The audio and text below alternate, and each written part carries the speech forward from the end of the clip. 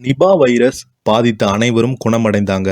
விலங்குகள் இறந்ததால் கண்காணிக்க குழு அமைக்கப்பட்டுள்ளது என்று கேரள சுகாதாரத்துறை அமைச்சர் வெளியிட்டுள்ளார்.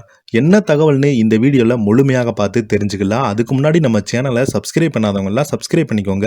அப்படியே பெல் பட்டன் சிம்பிள் அமைக்கி நம்ம சேனலோட நோட்டிஃபிகேஷனை எனபிள் பண்ணிக்கோங்க. அப்பதான் நாங்கள் போடுற வீடியோ உங்களுக்கு உடனுக்குடனே வந்து சேரும்.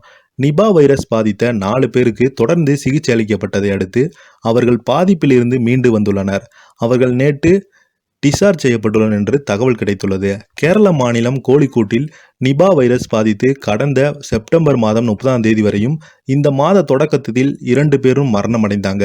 மேலும் 4 பேர் நிபா பாதிப்புடன் சிகிச்சையில் இருந்தாங்க. அதிலும் நிபா பாதித்து இறந்த ஒருவரின் 9 வயது மகனும் வென்டிலேட்டரில் உதவியுடன் தீவிர சிகிச்சை அளிக்கப்பட்டு வந்தது. இதற்கிடையே திருவனந்தபுரம் உள்ளிட்ட வேறு 2 இடங்களில் நிபா அறிகுறிகள் கண்டறியப்பட்டுள்ளன.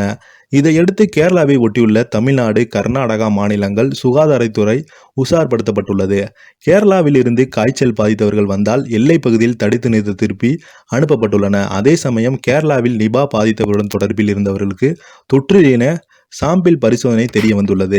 மேலும் நிபா வைரஸ் பாதித்த 4 பேருக்கும் தொடர்ந்து சிகிச்சை அளிக்கப்பட்டதை அடுத்து அவர்கள் நிபா வைரஸ் பாதிப்பிலிருந்து மீண்டு வந்துள்ளனர். அவர்கள் நேற்று டிஸ்சார்ஜ் செய்யப்பட்டுள்ளது. இதைத் தொடர்ந்து கேரளாவில் நிபா பாதித்தவர்களின் எண்ணிக்கை 0 மாறியுள்ளது. வௌவால்கள் மூலம் நிபா வைரஸ் பரவியது கூறப்பட்ட நிலையில் வீட்டு விலங்குகள், காட்டு விலங்குகள் இறந்தால் உடனே ரிப்போர்ட் செய்ய கோழிக்கூட்டில் குழு அமைக்கப்பட்டுள்ளது. இது குறித்து கேரள சுகாதாரத்துறை அமைச்சர் வீணா ஜார்ஜ் கூறுகையில், கோழிக்கூட்டில் நிபா வைரஸ் பாதித்து சிகிச்சை பெற்ற 4 பேரும் சாம்பிள்களும் 5 நாட்கள் இடைவெளியில் 2 முறை பரிசோதனை செய்யப்பட்டன.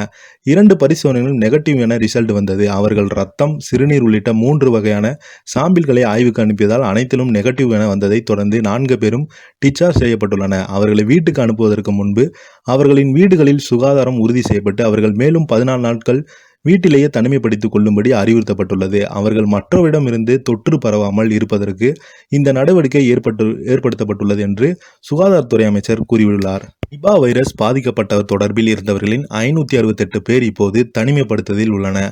சுகாதாரத்துறை அறிவித்துள்ள வழிமுறைப்படி அக்டோபர் 5ஆம் தேதி வரை இவர்கள் அனைவரும் தனிமைப்படுத்தலில் இருக்க அறிவுறுத்தப்பட்டுள்ளனர். சுகாதாரத்துறையினர் நிபா கட்டுப்பாடு அறை அக்டோபர் 26ஆம் தேதி வரை செயல்பட்டு வந்தது. நிபா வைரஸ் கண்டறியப்பட்ட பிறகு ஒரு மரணம் கூட ஏற்படாமல் தடுக்க முடிந்தது. இனியும் நிபா வைரஸ் அச்சுறுத்தாமல் இருக்க கால்நடைத்துறை, வனத்துறை, விவசாயத்துறை ஆகிய இணைந்தும் கம்யூனிட்டிஸ் சர்வீஸ் தொடர்ச்சியாக நடத்த உத்தரவிட்டுள்ளன. மாவட்ட கலெக்டர் தலைமையில் 2 வாரங்களுக்கு ஒரு முறை இந்த கமிட்டி கூட்டம் நடைபெறும். வீட்டில் வளர்க்கும் பிராணிகளை, பூனைகள் போன்றவற்றை ஒன்றுக்கும் அதிகமான இறந்து போனாலே, காட்டு மிருகங்கள் வழக்குமாறாக இறந்து போனால் உடனே கண்டுபிடித்து அந்த புள்ளி விவரங்களை ஆன்லைனில் பதிவு செய்வதற்காக இந்த குழு ஏற்படுத்தப்பட்டுள்ளது. கோழிக்கூட்டில் நிபா பரவல் இருக்க இந்த குழு தொடர்ந்து கண்காணிக்கும் என்று மத்திய சுகாதாரத்துறை அமைச்சர் எச்சரித்துள்ளனர். இந்த வீடியோ உங்களுக்கு பிடிச்சிருந்தால் லைக் பண்ணுங்க, ஷேர் பண்ணுங்க, கமெண்ட் பண்ணுங்க. மறக்காம நம்முடைய சேனலை சப்ஸ்கிரைப் பண்ணிக்கோங்க. நன்றி, வணக்கம்.